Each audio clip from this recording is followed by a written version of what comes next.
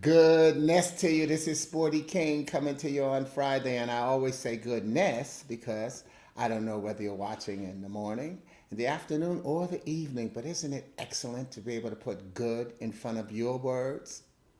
Welcome to Gift Friday. I created it because so often we hear TGIF. Thank God it's Friday. But I say, what allure does Friday have to the person that took their last breath on Thursday? Or any day before that for that matters.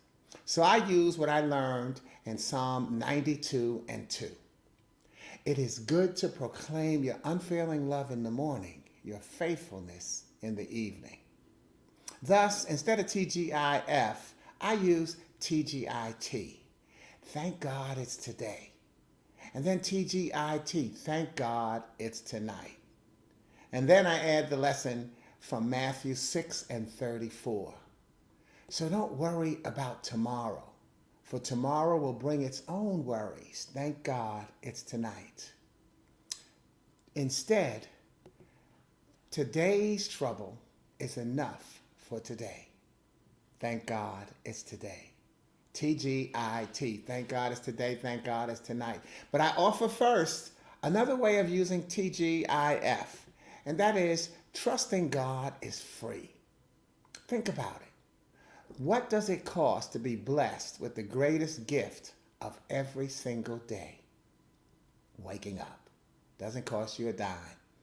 And that still moves us into realizing that when we move the T in TGIF from the beginning to the end, we find what we really must give God thanks for today. Thus, Gift Friday, GIFT, is God is for today.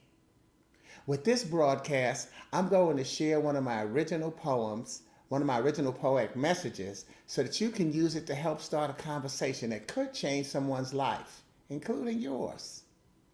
And then you can definitely change it for the better, and that's the goal. Each poem will then be my gift to you. So here you hear me read it and then share this week's gift. But today, I'm not going to read a poem.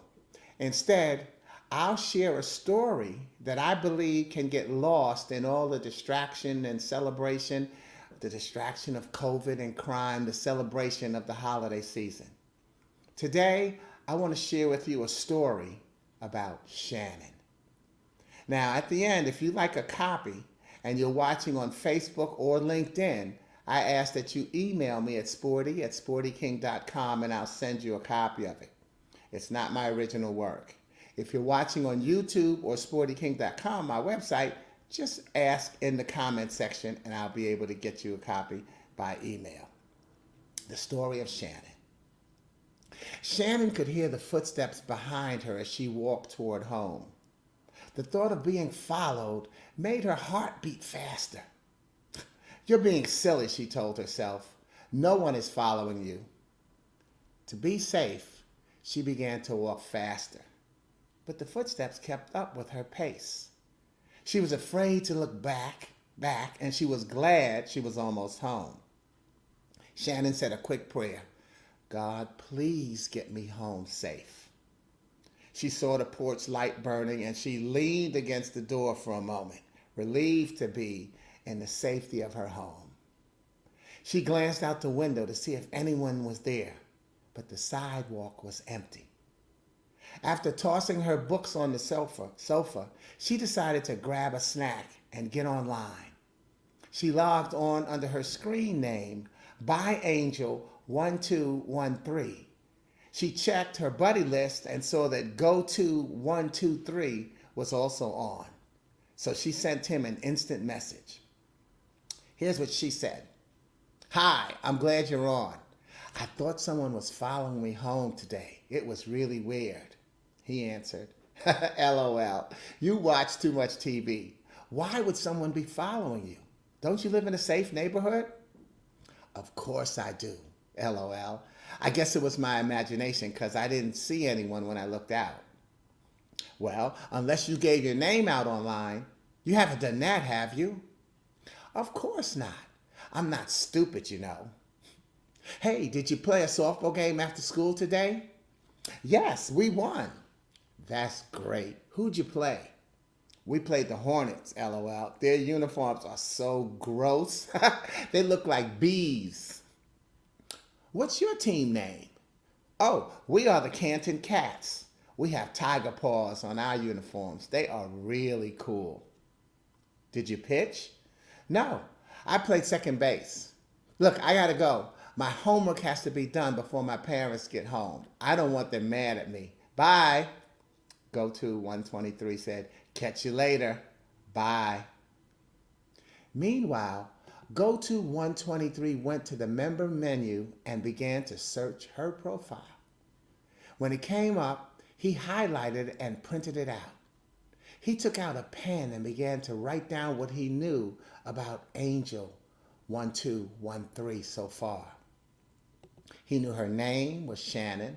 Her birth date was January 3rd, 1985, so she was 13 years old. He knew what state she lived in, North Carolina. He knew her hobbies, software, chorus, skating, and going to the mall. Besides this information, he knew she lived in Canton because she had just told him.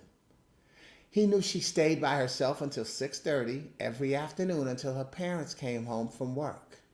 He knew she played softball on Thursday afternoons on the school team, and the school team was called the Canton Cats. Her favorite number, 7, was printed on her jersey. He knew she was in the 8th grade at Canton Junior High School. She had told him all this in the conversations they had online. He had enough information to find her now. Shannon didn't tell her parents about the incident on the way home from the ballpark that day. She didn't want them to make a scene and stop her from walking home from softball games. You know, parents are always overreacting, and hers were the worst. It made her wish that she was not an only child. Maybe if she had brothers and sisters, her parents wouldn't be so overprotective.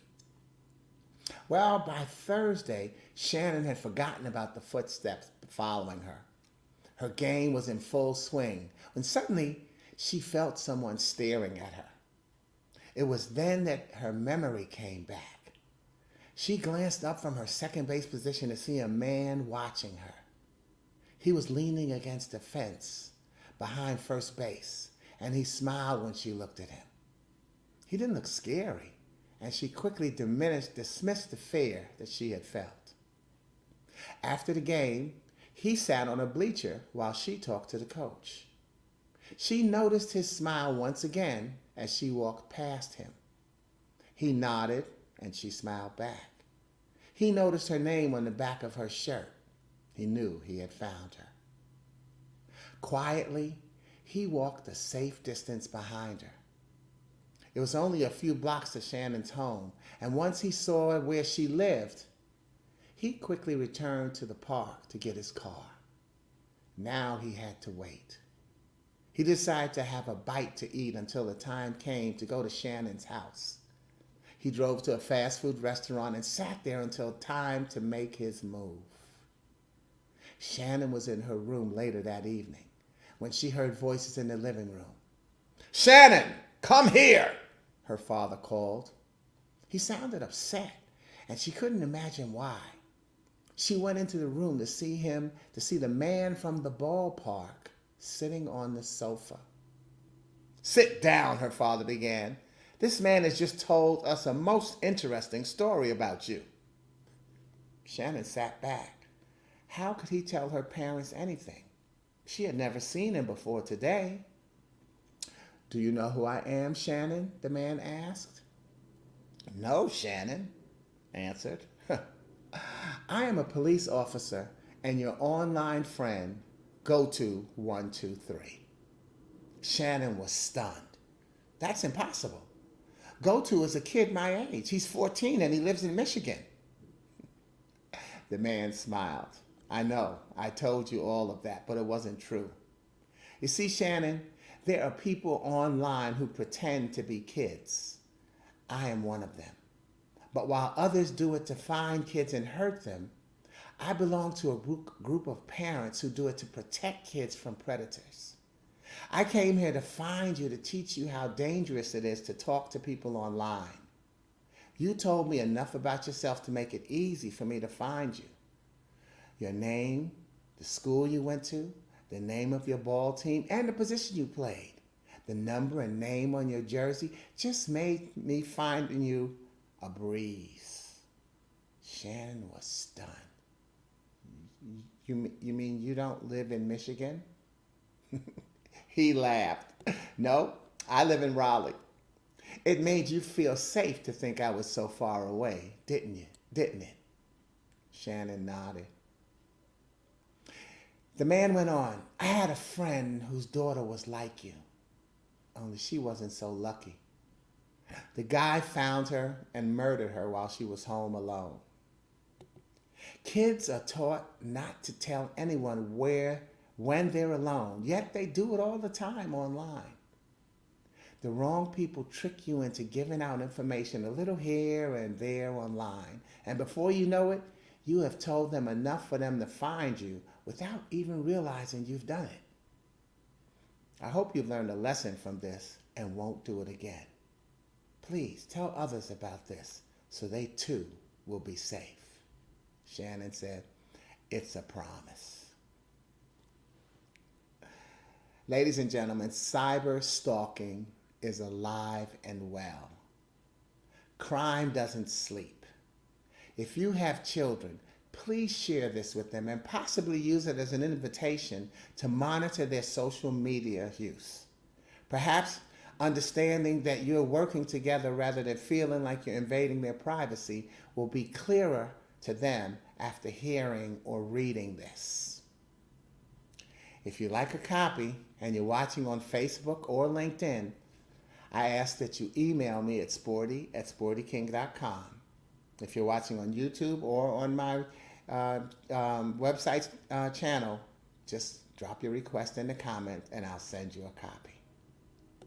Merry Christmas, and remember, God is for today. Thank you, God bless you, and I'll see you soon. Have a Merry, Merry Christmas. Ciao.